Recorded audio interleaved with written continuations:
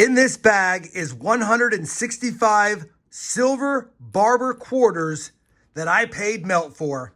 I'll tell you why in a minute, but I'm excited to go through this bag and see if we have any better dates or any upgraders or hole fillers for my personal collection.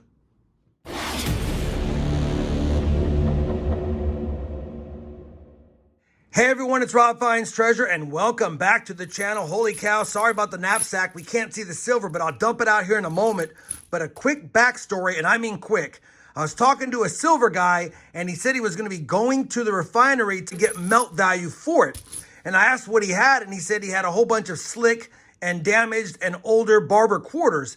I said, I'll buy them all. He said, you don't want these. They're not in great shape, but I'll swing by if you want them. I said, yes, bring them to me. So 165, I paid $1,100 for them all. It was a couple of days ago. And yeah, based on today's price, that's just under melt.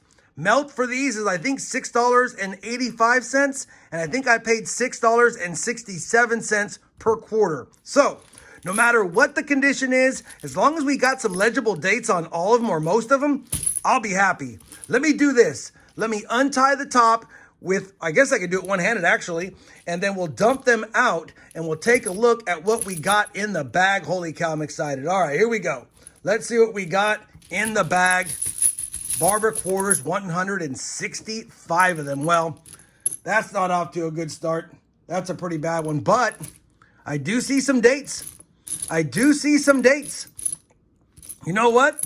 I also see some that don't have dates, of course, but I'm not mad at that. We paid under melt or just about melt for these quarters, so anything with dates would be great, and anything with mid marks and good dates would be even better. This is actually not that bad a condition considering, and actually I see quite a few decent ones in here.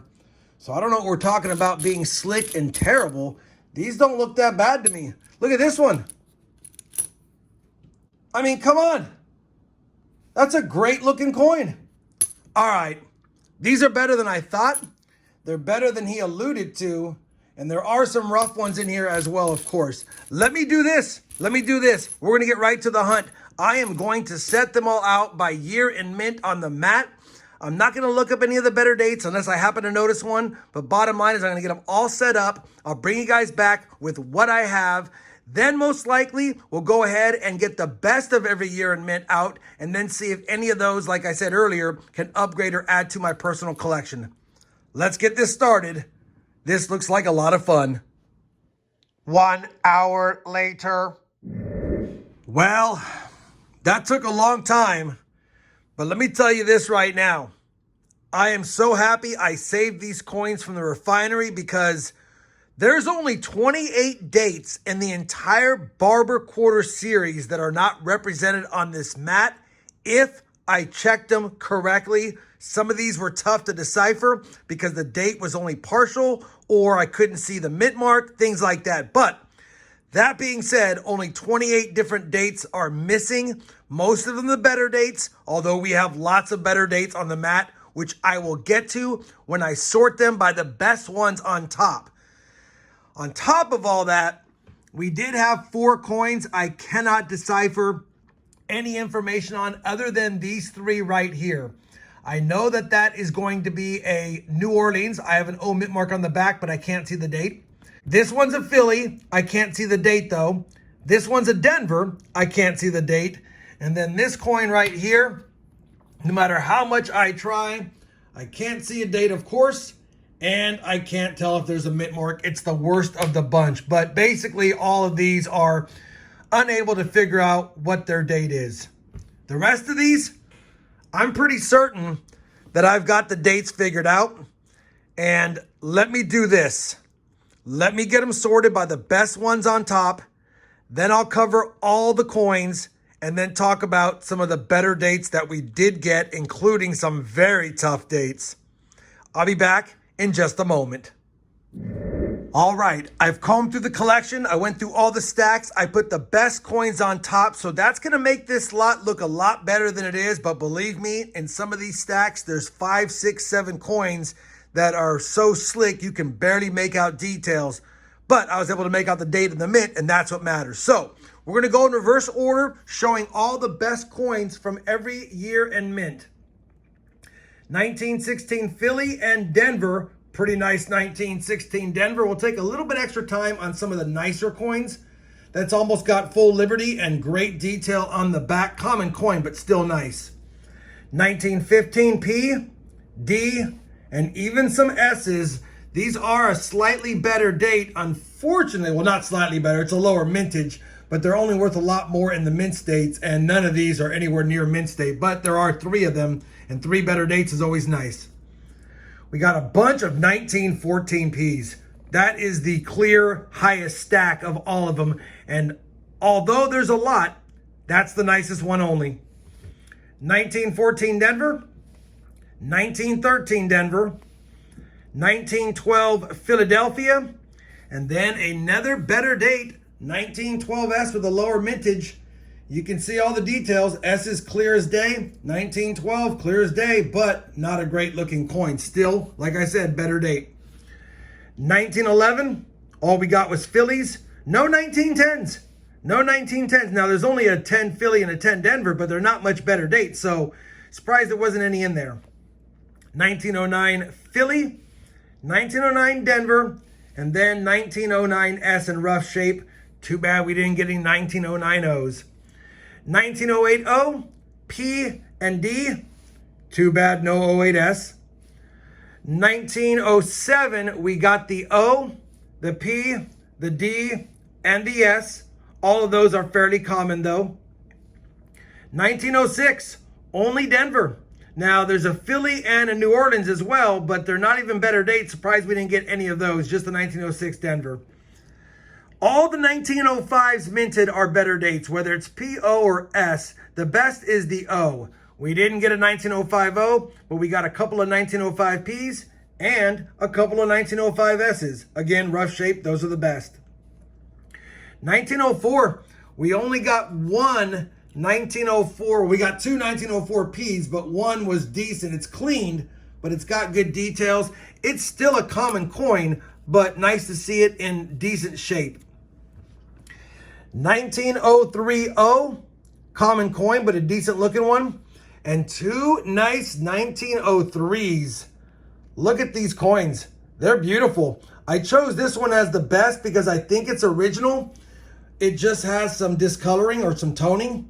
The other coin appears to be cleaned, so that's why it's underneath, although it's a runner-up that's really close.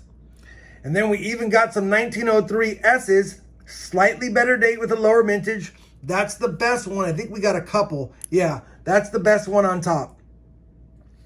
Moving over to 1902, we didn't get the O, which is common. We did get the P right there, which is common. That's the best. And we even got a 1902 S, which is a slightly better date. Of course, that's not in great shape. Moving over to 1901, take a look at that. 1901 is a much better date. It doesn't have as low mintage as the other coins, but it was struck poorly. And this coin is actually in pretty nice shape. And I would put this at a high VG, maybe even a low fine. Probably a fine 12. It's got a lot of Liberty shown, but not all of Liberty shown, of course. And in order to be a fine, I guess, it would need all of Liberty. Let's look at it under the scope. I need to look at it more clearly. Yeah, see, it's close. LIB, you can kind of see the ERT and the Y. You can't see the bottom of the R, and you can't make out all of the E or the bottom of the B. So you got to see it all to be a fine 12, but man, this is probably VG10. So I'm going to call it VG10, and a VG10 1901 is probably $20 to $25. We'll take it. 1901P, that's the best. No 1901 S's. Man, only 73,000 of those minted. We don't have one though. 1900 O, 1900 P, and we even got some 1900 S's. Slightly better coin as well. Matter of fact, the 1900 O's are slightly better, but none of those are in better shape to even fetch anything additional. Now moving down to the oldies. 1899 O, 1899 P. None of those look good. 1898 P, and despite having a big stack, that's the best. We did get an 1897.0. Took me a while to decipher it to make sure, but the old mint mark's down there. You can just see it to the right of center of the eagle's tail feathers. 1897.0. And even in the lower grades, it's like a $20 to $25 coin, and that's probably what that is. 1897 P's. And then a really good date, but in terrible shape. It even has tape on it. I'll probably dip it in eZest or acetone to get the tape off there since the coin's already damaged. But you can see the 1896. And when I flip it over, you can see the O. 1896.0 is a very tough date as well. And even in the low grades, they fetch 25 to 40 bucks. Now this one is really bad, but it's probably still a $20 plus coin and definitely a hole filler for someone, but I'm going to get that tape off there. We even got an 1895.0. Slightly better date, but in that condition, not really. We got a bunch. What is that, 3 or 4? 3 1894 S's. That's the nicest one. Again, a slightly better date, but only in the higher grades. We got 1893s from Philly. And we even got an 1893 San Francisco. Another slightly better date, although in this condition, it won't fetch much more.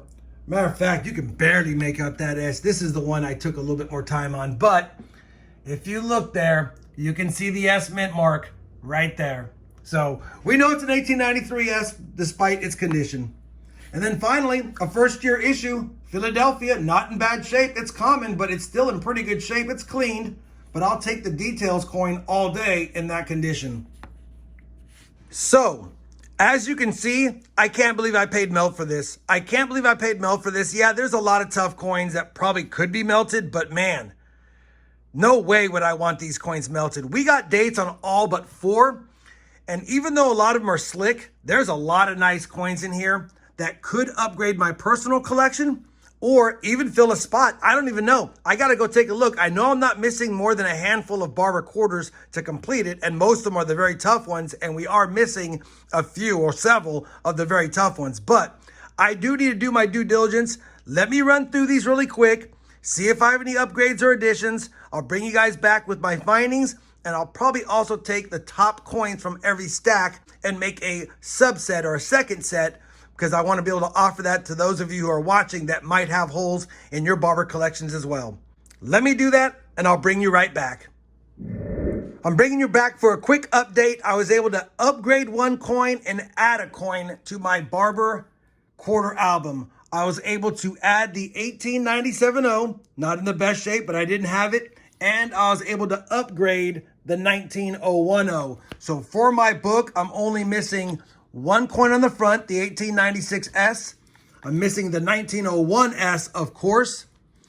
I'm also missing nothing on that page. The 13S is tough, and the 14S. So we're missing 4 coins? Yeah, I'm only missing 4 coins from all of my junk silver purchases that I've done on the channel to try to fill up this album. 4 away, 4 tough ones away, but we made headway today. Let me go ahead and grab all the best ones, sleeve up the rest, and bring you back with some final thoughts on this pretty sweet barber quarter lot. We are done. We have 45 different barber quarters in this starter set roll. And yeah, you can see how slick they are. This is a roll designed to hold 40 quarters, and it's got 45 and it's not even full. So definitely a lot of slickness in here, but I'm not going to complain. You saw what we got from that purchase. These are all the doubles and triples and all the extra barber quarters I have left that don't go in the master set or the subset, because I have a master set. That being said, you're probably wondering about this guy. You know, he's somebody I used to metal detect with, and he reached out to me to see if I wanted to go metal detecting. And then we started talking, and I found out he passes through my town every couple of weeks. And bottom line is, you can bet your bottom dollar I told him, anytime you have stuff you're taking to a refinery, or if you have stuff and I give him a list of things I like to buy, I will buy it at a fair price, and we agreed that we would do that. So hopefully I'll have future videos from purchases from him in the future, and if any of them are like this, we'll make out like a bandit. Either way, hopefully you guys enjoyed this barber quarter purchase and hunt. I sure did. I got an upgrader, I got an adder, and we've got some extra stock as well. If you did, you know I certainly would appreciate that thumbs up.